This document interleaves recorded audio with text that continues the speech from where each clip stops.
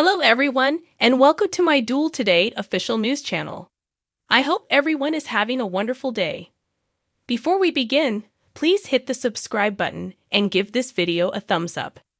Days of Our Lives is starting their final farewell with a funeral that is certain to bring everyone, on screen and off, to tears. Victor is dead, his family is sad, and today marks their final farewell.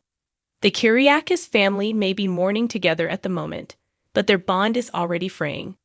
They will eventually come to terms with the fact that Titan needs to be taken under control now that Victor is gone, maybe sooner than they'd want. The patriarch of the Kiriakis family decided who would serve as CEO, and for how long as he was alive. But now that he's gone, the family will have to come to their own conclusions. Brady and Xander alternated between hugging and striking each other. Brady and Philip followed suit. Yes, Brady made the decision not to file a complaint against his uncle, but he might retract that decision at any time. Now, not even the burial for Victor can stop Xander and Sunny from arguing. Fractures have already begun, and so far, that is just due to the family's fundamental dysfunction. Things are certain to turn violent once they all begin vying for a piece of Titan, if not the entire pie. As the two who were, for years, the closest to Victor, Justin, and Maggie, have been relying on one another since Victor's passing. However, those two were at odds not all that long ago. Even though Justin typically keeps out of the family business, he was getting angry with Maggie about how she had treated Alex and was pressuring her to give in and let him back into Titan. Alex did, but he declined to come back. But it doesn't mean he wouldn't like occupying the CEO chair. Will Justin support him? Or another person? Brady has been estranged from the family due to his frustration with Victor for some time. But what will happen now that his grandfather has passed away?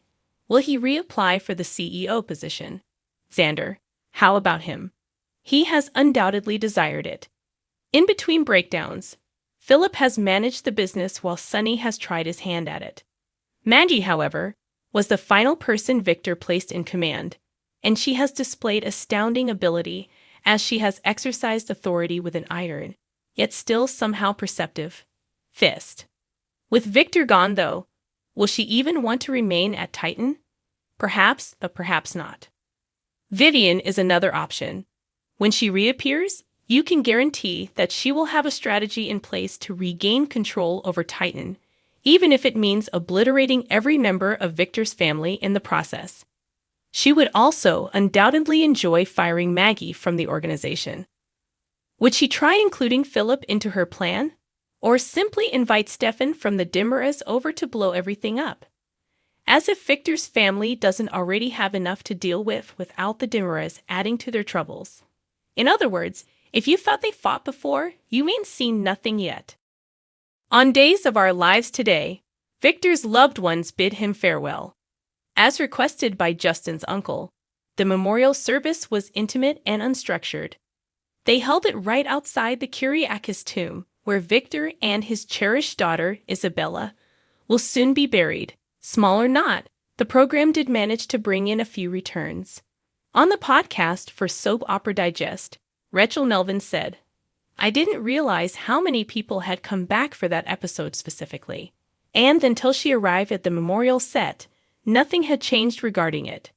Everyone had to remain in their dressing rooms due to ongoing COVID protocols. Before we all stepped on stage, I was unaware that any of these people were present. However, even though characters like Chelsea from Melvin and Theresa from Jen Lilly returned, there were still some faces missing. There must have been more residents of the town there. Except for Kate, none of Victor's ex-wives had survived. Not Nicole, who was still in town, and not even Carly.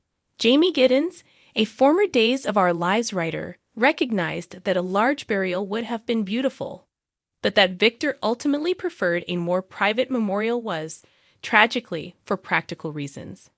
We would have loved to have 20 people on a church set, but there isn't funding for that, he tweeted. So, after Victor passed away, only a few of their loved ones remained, including Belle, Rex, and Theresa. Kyle Loader wrote in the most recent issue of Digest that the family members stood up and delivered their eulogies, a procedure that was both cathartic and challenging. He said, "Everyone was talking about John and changing John's name to Victor. It nearly feels like we were at John's funeral. But the name in the screenplay was Victor Kiriakis. One thinks of Eric Martsolf. Since everyone does such a terrific job, I won't even pick out Eric."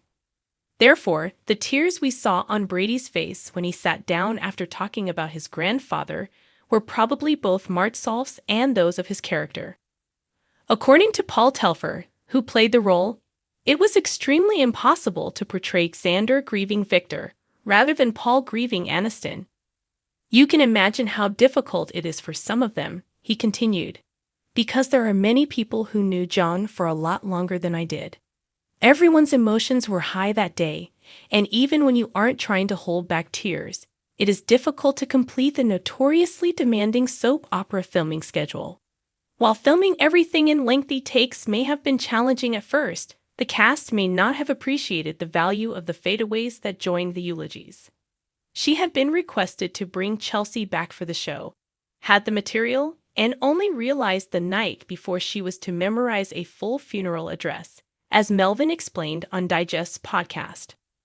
She explained, "So, at 8 o'clock at night, knowing I had to get up at 4 in the morning, I'm trying to memorize everything, but fortunately, the writing was excellent.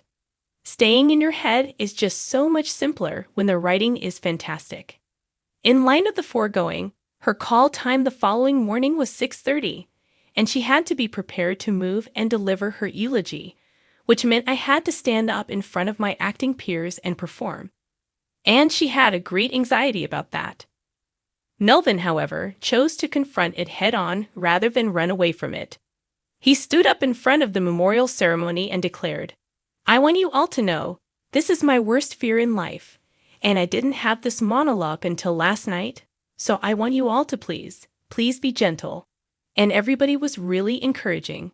It started this practice of applause after each eulogy. Therefore, the transitions between the eulogies and the scenes gave everyone a chance to show their support, clap, and gather their thoughts before moving on to the next speaker.